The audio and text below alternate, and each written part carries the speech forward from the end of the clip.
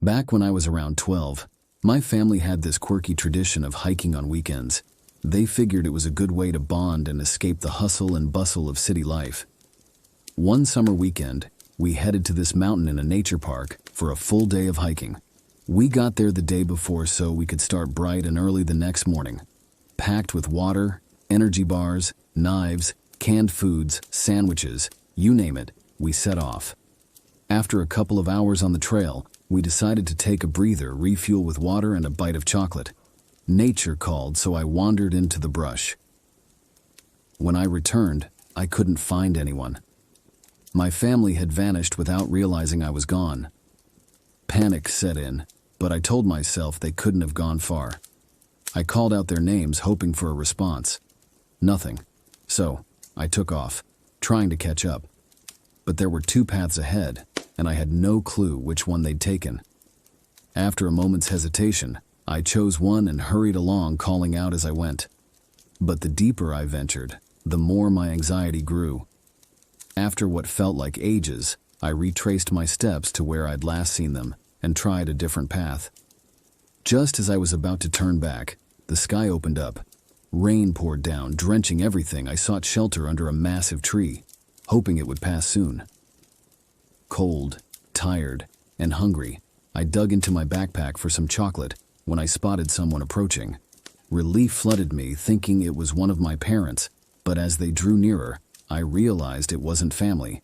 It was a young girl, maybe a couple of years younger than me.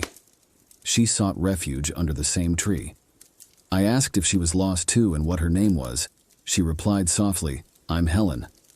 Feeling sorry for her, I split my chocolate bar and offered her half. She accepted with a smile.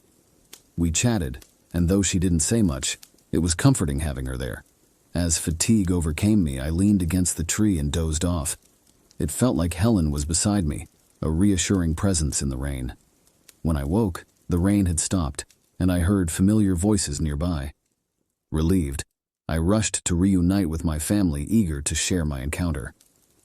But Helen was gone. Years later, while swapping stories with friends on another hike, the memory of Helen popped up. One of them mentioned a news story from back then. A girl lost in the woods, tragically found dead later. It gave me chills. Googling it later, I stumbled upon her picture. It was Helen. It hit me then, she wasn't just a lost hiker, she was a spirit, guiding me through that eerie day in the rain. Heading home, I couldn't shake the mix of emotions. Despite the spookiness of it all, I felt a sense of gratitude towards Helen. Her silent company during my panic was strangely comforting. I like to think she was there for a reason, watching over me until my family found me. So, wherever she was, I silently thanked her for being my unexpected guardian in the wilderness. It was last winter, and I headed for a weekend of hiking with my girlfriend, Carrie. We were both amateurs when it came to outdoor adventures. We packed all our gear into my car and took off.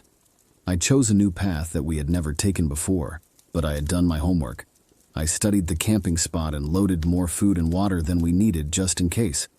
The first day went well, and we made it to the camping spot that I had planned. We worked together and settled the tent, built a bonfire, heated up some canned food for supper, and even set up an easy alarm system around the camp to alert us in case any animals came near. We tied some empty cans and forks to a rope and hung it between trees around the tent. It was a quiet camping place, and with all the hiking during the day, we fell asleep very soon. Hours later, I was awakened by our easy alarm. I knew something or someone was crossing the alarm and approaching the camp. I didn't want to wake my girlfriend Carrie just yet, so I opened the tent and tried to peek outside. It was a full moon night, so I could see very clearly without the help of a torch or flashlight. I froze when I saw it. It was a bear, a hungry bear. I didn't understand. It was the season of hibernation. How could there be a bear coming out? My stomach churned, adrenaline spiked, but I tried to pull myself together and zipped up the tent, then woke up Carrie.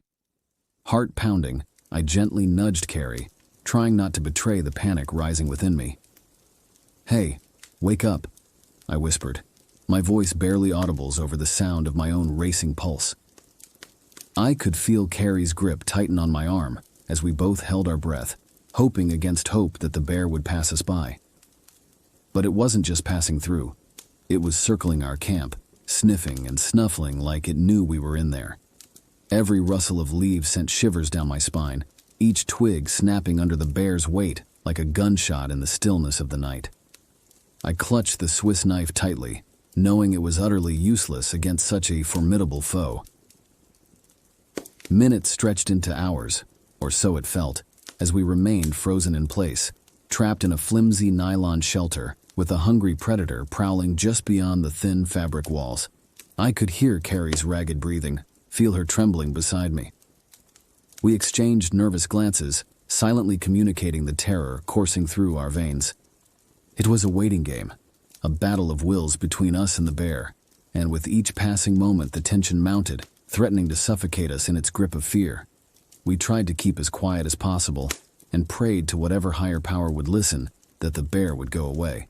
But it seemed like the heavens were too busy to hear my prayer. We could see the figure of the bear crawling toward us.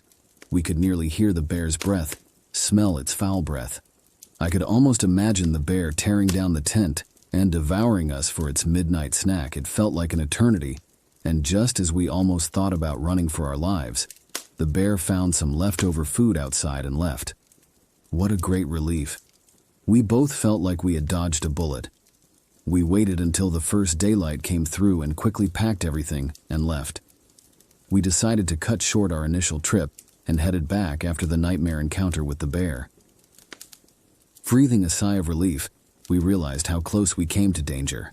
The bear encounter taught us a valuable lesson in respecting nature, especially amidst the uncertainties of global warming. As we packed up camp, we promised each other to always approach the wilderness with caution,